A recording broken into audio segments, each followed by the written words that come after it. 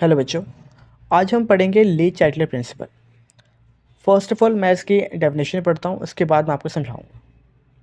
If a system at equilibrium is subjected to change in one और more variables such as concentration, temperature, pressure और number of moles, then equilibrium shifts in such a way so as to undo the effect of the change। देखो उसका meaning basically क्या हुआ ना। देखो, whenever a reaction is in equilibrium, it means that it will have particular temperature, pressure, volume, concentration of reactant, concentration of product.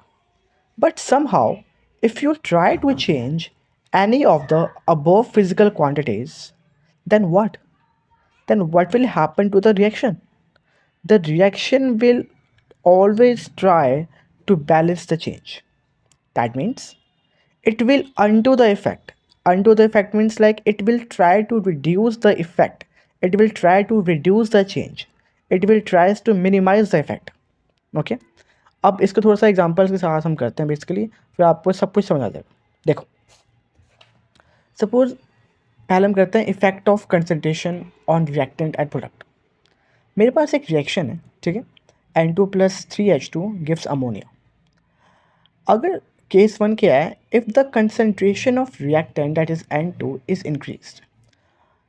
अगर मैंने N2 की concentration को इंक्रीज़ कर दिया, ये रिएक्शन था जो इक्विलिब्रियम पर था, ठीक है, मैंने क्या किया, मैंने N2 की कंसंट्रेशन को इंक्रीज़ कर दिया। तो अगर मैंने N2 की कंसंट्रेशन को इंक्रीज़ कर दिया तो जो सिस्टम है, जो रिएक्शन है, वो इस चेंज को मिनिमाइज़ करने की कोशिश करेंगे, ठीक है। तो जो चेंज को बेसिकली जो मैंने कंसंट्रेशन इंक्रीज़ किया है, इसको मिनिमाइज़ करने के लिए मुझे बताओ, जो रिएक्शन है वो आगे की जाएगी कि पीछे आएगी? It will go in forward direction और बैकवर्ड डायरेक्शन। आपको पता होना चाहिए कि when ever a reaction goes in forward direction, that means जो यहाँ की जो है ना कंसंट्रेशन, वो क्या हो रही है, कम हो रही है, ठीक है। और अगर कोई रिएक्शन बैकवर्ड डायरेक्शन में जाती है, मतलब यहाँ की कंसंट्रेशन क्या हो रही है, कम हो रही है, ठीक है। जब मैंने N2 की कंसंट्रेशन को इंक्रीज़ कर दिया यहाँ पे, तो रिएक्शन कहाँ जाएगी, इन फॉरवर्ड डायरेक्शन, ताकि वो N2 की कंसंट्रेशन को कम कर सके।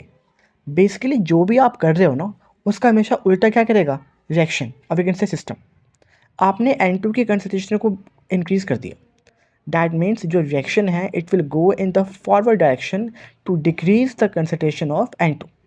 ओके, नेक्स्ट, अगर मैंने रिएक्शन के कंसंट्रेशन को कम कर दिया, अगर मान लो मैंने ये जो रिएक्टेंट है मेरा N2 या H2, इनके कंसंट्रेशन को मैंने कम कर दिया, अगर मैंने कम कर दिया तो रिएक्शन जो है, जो आपका सिस्टम है, it will try to minimise the change, ठीक है।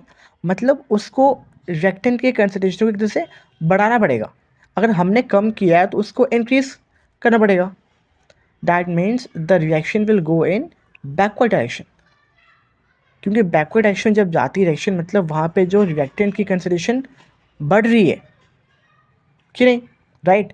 तो यहाँ पे क्या होगा, reaction will go in backward direction. जब आपने इसको इंक्रीज़ किया तो कैसा गया, फॉरवर्ड, ताकि ये कम कर सके। जब हमने इसको कम किया, किसको, N2 को, तो कैसे गया वो, it went to backward direction, ताकि उसको वो इंक्रीज़ कर सके। I think that's clear. Next करते हैं, अब बात करते हैं प्रोडक्ट की। अगर मैंने प्रोडक्ट के कंसंट्रेशन को इंक्रीज़ कर दिया, ठीक है, देखो अगर मैंने इसको इंक्रीज़ किया तो जो रिएक्शन है इसको डिक्रीज़ करने की कोशिश करेगा कि नहीं। ये डिक्रीज़ कब होगा, जब रिएक्शन मूव करेगा in the backward direction. Clear. अब सपोज मैंने प्रोडक्ट की कंसंट्रेशन को डिक्रीज़ करने की कोशिश की, डिक्रीज़। जब मैंने इसको डिक्रीज़ करने की कोशिश की तो जो सिस्टम है इसको इंक्रीज़ करने की कोशिश करेगा, उल्टा। जो भी हम कर रहे हैं उसका उल्टा होगा। तो इसको इंक्रीज़ कब हो पाएगा, जब रिएक्शन कब जाएगी, इन the forward direction. That's it. तो whenever you are increasing the product, that means the reaction will go in backward direction। आपने इसको इंक्रीज़ किया तो वह बैकवर्ड जाएगा, ताकि इसको मिनिमाइज़ कर सके। और जब आपने प्रोडक्ट को डिक्रीज़ किया तो कहाँ जाएगा, it will go in forward direction, ताकि जो भी हम चेंज लेके आ रहे हैं उसको डिक्रीज़ कर सके, राइट। नेक्स्ट,